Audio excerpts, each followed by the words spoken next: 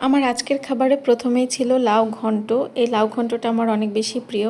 আর লাউ ঘন্টটা আমি খুব সাদামাটাভাবে করি, খেতে অনেক মজা হয়।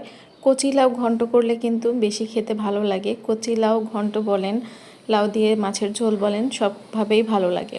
মূলত লাউটা কচি হলে যেভাবে রান্না করা হোক, লাউটা কিন্তু খেতে খুব সুস্বাদু হয়। আর লাউ রান্নাতে আমি হলুদ খুব কম ব্যবহার করি, এতে করে লাউয়ের কালারটা এরকম সবুজ সবুজ থাকে, দেখতেও ভালো লাগে, খেতেও ভালো লাগে।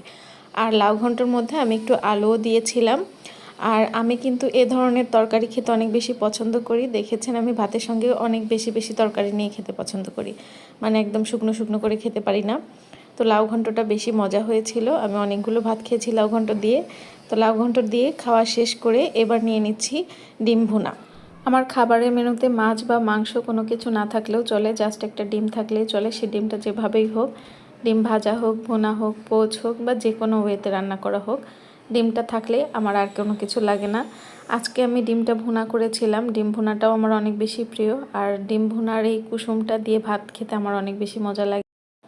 আর এই যে ডিম ভুনার মধ্যেও আমি আবারও লাউ ঘন্ট নিয়েছি, তারপর আবার দুইটা মিক্স করে ভাত মেখেছি। এই ডিম ভুনার ঝোলের সঙ্গে লাউ ঘন্টটা মিক্স করে যখন মেখেছি তখন আরও বেশি মজা লেগেছে খেতে। তো যাই হোক, এগুলা দিয়ে মজা করে তৃপ্তি করে খাবারটা খেলাম। এগুলাই ছিল আমার আজকের দুপুরের মেনু।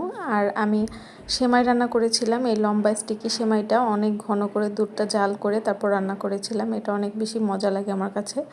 তো খাবার শেষে একটুখানি সেমাই খেয়ে নিলাম।